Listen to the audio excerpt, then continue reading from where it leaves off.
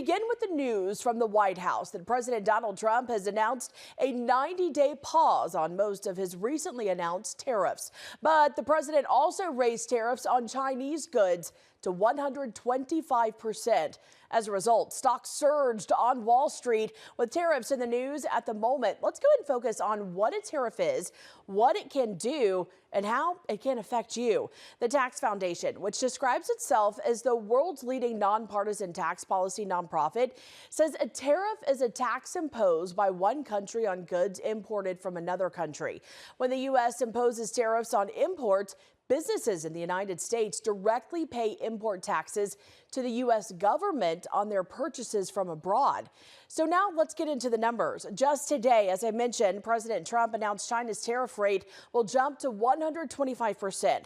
That followed China's move to add an 84% retaliatory tariff on U.S. goods starting April 10th. Now, it all started with the president's executive order on February 1st, establishing a 10% tariff on all Chinese imports. Then on March 4th, President Trump raised the baseline tariff on China by 10% for a total of 20%.